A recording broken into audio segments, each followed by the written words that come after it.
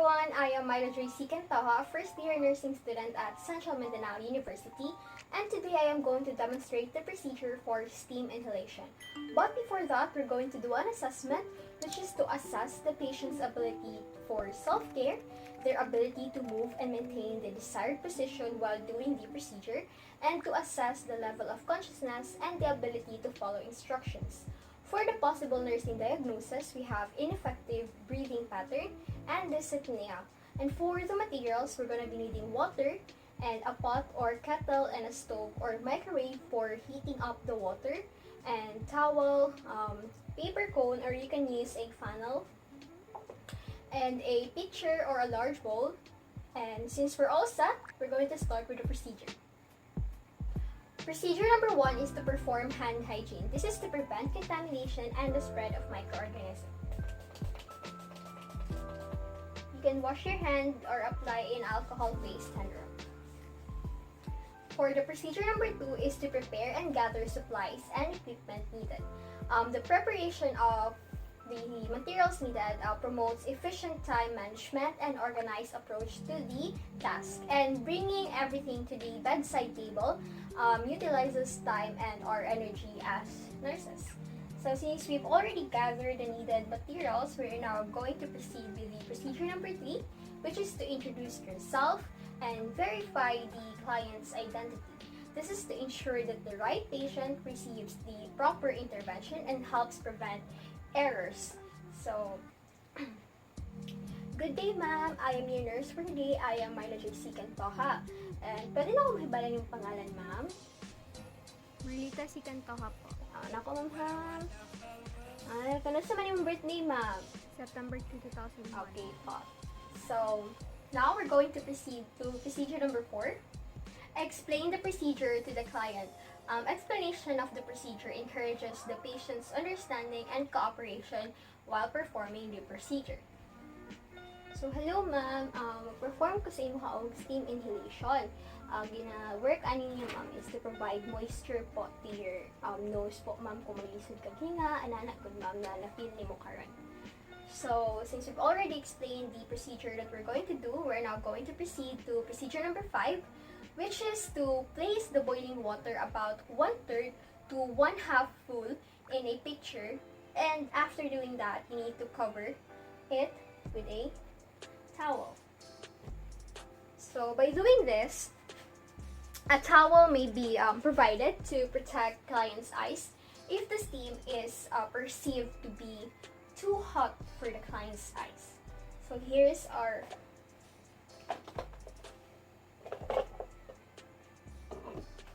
Now we're going to put the water.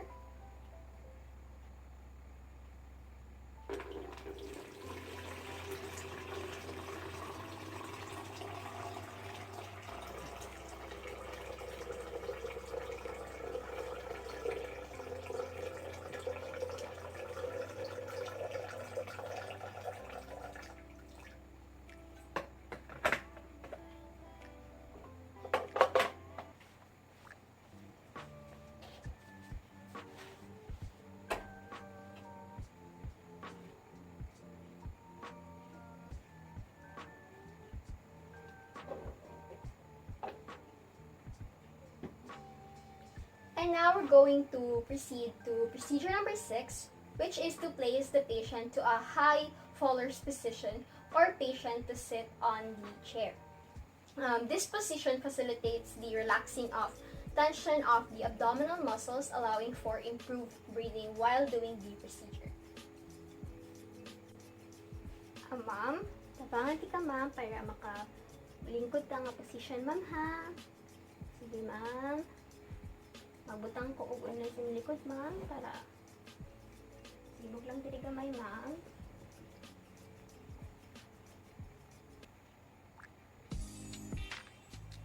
Ma'am.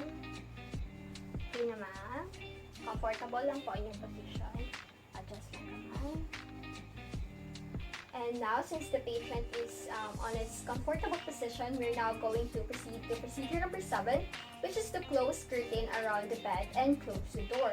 This is to provide privacy and promotes relaxation, which reduces noise and stimuli that may aggravate pain and reduce comfort for the patient. Since you've already closed the curtain and the door, we are now going to proceed to procedure number 8, which is to cover both eyes of the patient with a face towel. This is to prevent jaw irritation to the conjunction, or since the steam is hot, so it protects the eyes. So now we're going to proceed to this one. So I have here the cover. Ma'am, i-cover na ko imong eyes, ma'am, ha? To protect it po while doing the procedure. So, kada lang siya, ma'am, ha?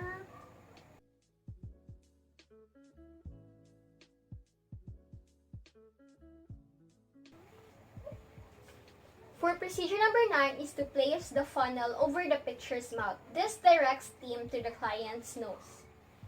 So, if i-cover mo na to siya.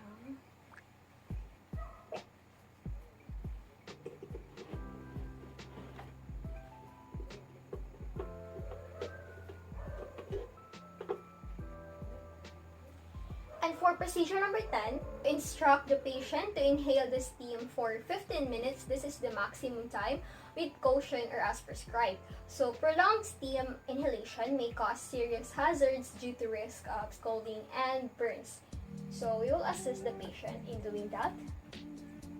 But also we need to cover so that the steam won't cover the patient.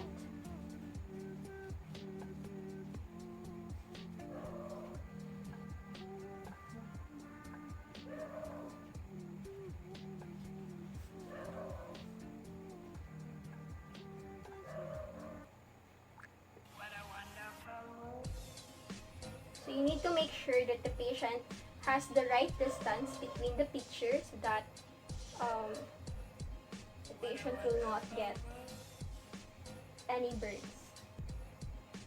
You need to assist the patient to make sure that the funnel steam is going onto the patient's nose.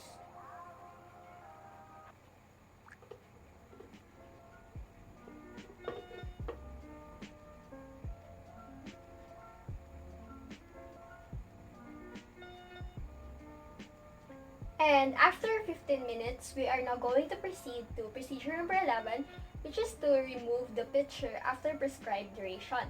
This is to prevent accidents such as overturning the bowl or the pitcher with steaming water, which may cause severe scalds or burns for the patient.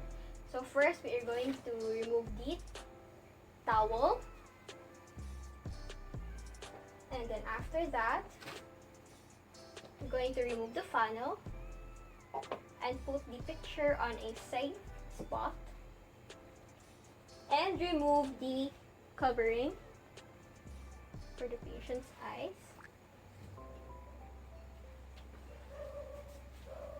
And now for procedure number 12 is you need to wipe the patient dry and place it in a comfortable position. This provides patient comfort and safety. So, ma'am, gusto niyo, ma'am, ikaw mag-wipe or ako na lang, ma'am? Sige. Ako na lang.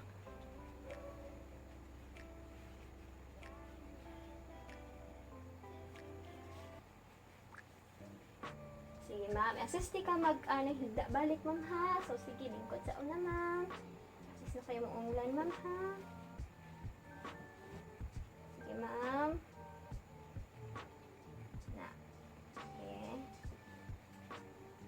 Comfortable na, ma'am? Okay, ma'am. Okay na po, ma'am. And now, for procedure number 13, wash equipment with soap and water and rinse and return it to its proper place. Proper care reduces the transfer of microorganisms or contamination. So now, I'm going to first put this on the sink to wash it, and I will be back.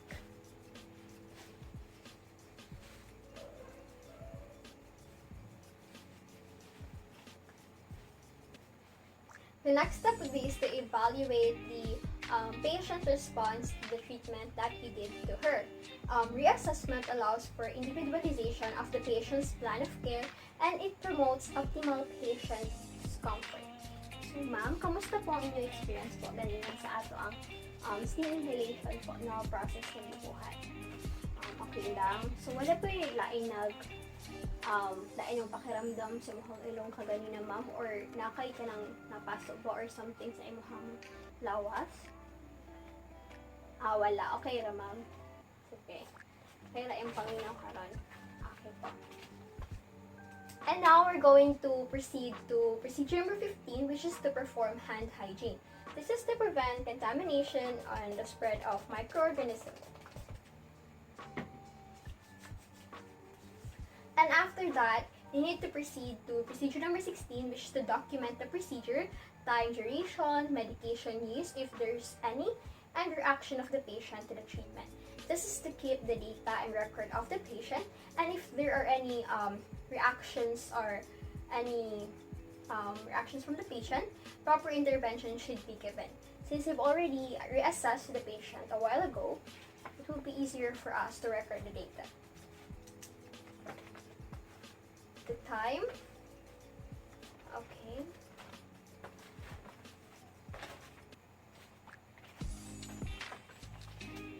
And for the note, if electric inhaler is used, operate based on manual and follow the instructions carefully. And that's it for our procedure for today. Thank you for watching. And don't forget your materials that you use during the procedure on the bedside table. You need to put it on where you get it.